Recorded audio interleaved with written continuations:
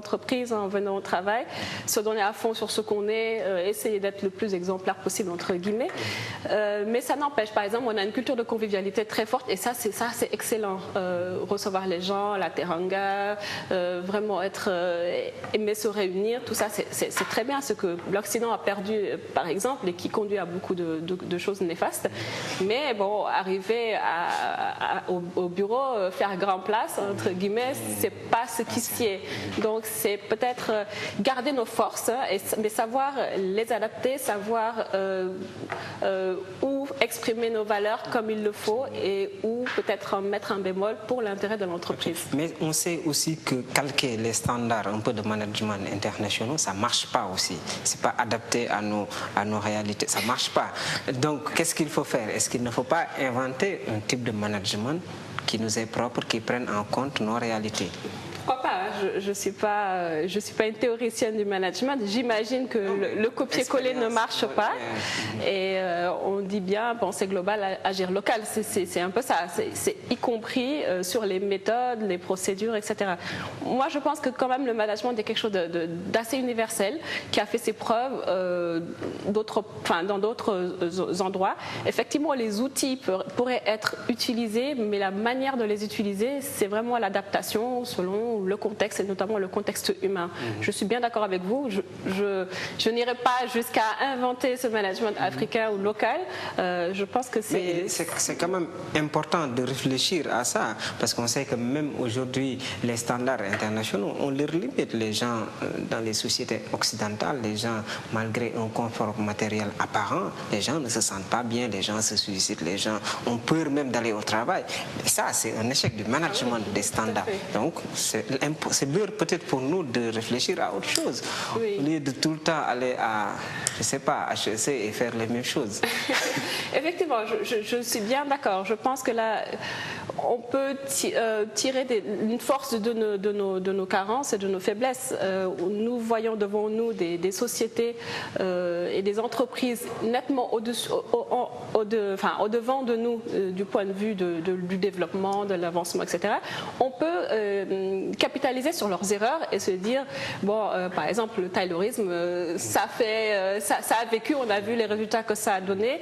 Je ne pense pas que ce soit déjà arrivé au Sénégal, en tout cas en tant que tel, parce qu'on s'est dit, attention, ça a donné de la productivité très rapidement, de très bons résultats, mais les collaborateurs étaient complètement névrosés, mais finalement on avait beaucoup de rebuts, donc on a sauté une étape en se disant, ah, ça c'est à adapter ou ça ce n'est pas à copier tel quel. Je pense que regarder les standards, ne pas dire c'est occidental donc c'est pas bon, regarder les standards internationaux en se disant qu'est-ce qu'on peut en prendre, comment on peut l'adapter, quelles erreurs on peut éviter. Ok, alors pour en revenir un peu à l'ouvrage en tant que tel, alors est-ce un appel à l'introspection, comme le dit le directeur Babacar Ndiaye, l'ancien directeur l'ancien président de la Banque africaine de développement dans la préface, et même il y a Bédi Agnan qui le dit aussi quelque part, c'est le sentiment qui ressort un peu de la lecture de cet ouvrage. Est-ce que c'est ça l'idée? Oui, je pense vraiment que le terme a été trouvé, hein, c'est de l'introspection, c'est rappeler les gens à disons, mettre un miroir en face des gens. On critiquerait peut-être des comportements des autres, mais on ne se voit pas avoir les mêmes comportements, on les reproduit sans se poser la question.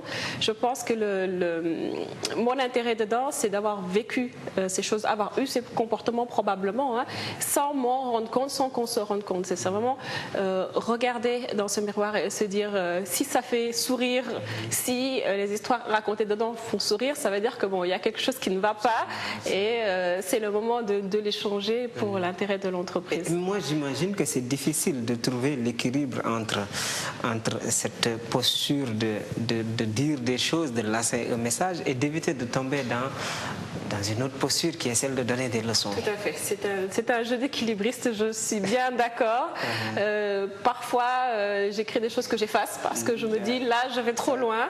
Il faut interpeller et pas accuser. Il ne faut pas se poser en donneur de leçons parce que je ne suis probablement pas exemplaire et ce n'est pas le but de ces chroniques. Heureusement, en une page et demie, 2 pages maximum, on ne peut pas dire grand-chose. Donc, je ne développe pas énormément. Je reste un peu sur la crête de la vague, mais juste pour susciter un intérêt, faire sourire et que la réflexion continue après la lecture de la chronique, sans effectivement réellement tomber dans la critique, dans des choses un peu plus lourdes et moralisatrices que je voudrais vraiment éviter. Ok, d'accord. On va sortir un peu de cet ouvrage pour parler pour essayer de tirer un bilan, hein. C'est trop dire. On est dans une période de fête du cinquantenaire de nos indépendances. Un certain nombre de pays africains, 17 ou 18, sont en train de fêter leurs 50 ans. Alors, quel regard vous jetez sur ce cinquantenaire? Ben, je pense que l'Afrique a progressé, ça c'est déjà une bonne chose. Elle est allée de l'avant. On est parti peut-être sur un mode un peu plus euphorique, un peu plus optimiste dans peut-être disons les 10 premières années, en se rendant compte ensuite qu'il y avait des étapes au développement. C'est pas on a notre indépendance, on a notre liberté, on jouit de nos biens, on les administre comme on veut, c'est qui est excellent. Vraiment, c'est ce qu'on aurait dû toujours avoir. Mais en même temps, on a été face à des réalités économiques, des réalités d'économie mondiale. Et là, je pense qu'il y a eu un certain désenchantement. Je pense que l'heure est à l'optimisme quand même. Enfin, moi, je prends ce parti-là d'être optimiste en se disant que, effectivement, en 50 ans, on n'a pas rattrapé tout le retard qu'on avait. On en est même loin.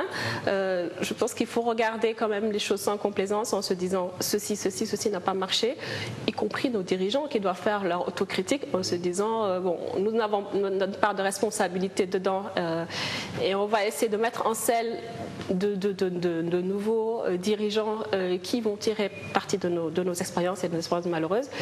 Et ben, j'aimerais qu'on se retrouve dans 50 ans en se disant là on y est arrivé, là on n'est plus une nation sous-développée ou émergente, on est vraiment dans le concert des nations d'égal à égal avec les autres. Quoi. Ok, mais pour revenir à ce que vous disiez un peu, l'Afrique a progressé, c'est quand même assez difficile à soutenir. Hein.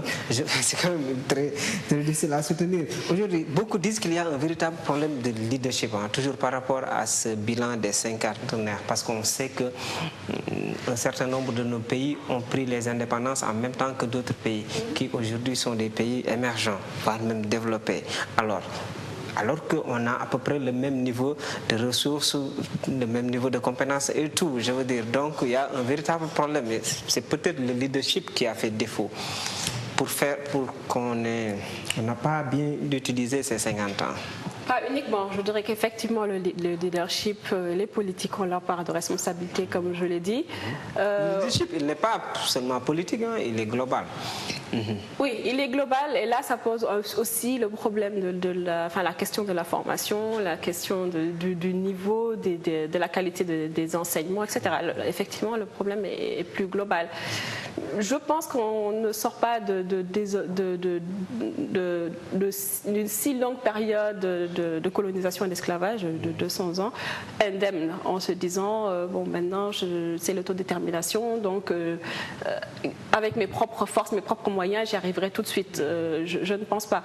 Il y a aussi le fait que nous vivons dans un monde globalisé, nous vivons dans un monde où l'économie, la macroéconomie est dictée, enfin les règles de macroéconomie sont dictées par le FMI, la Banque mondiale, tous ces organismes supranationaux dans lesquels nous n'avons pas une voix suffisante pour influer, disons, sur les grandes décisions et souvent donc les grandes décisions peuvent être prises en notre défaveur, en tout cas qui ne sont pas de notre intérêt à moyen terme ou long terme.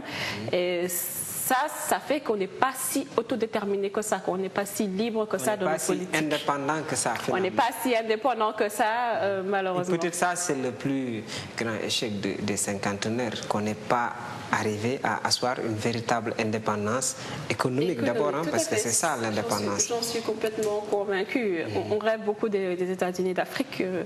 Je ne sais pas les modalités ni si ça se fera ou comment ça se fera, mais pourquoi pas. Là, on est 1 milliard d'Africains.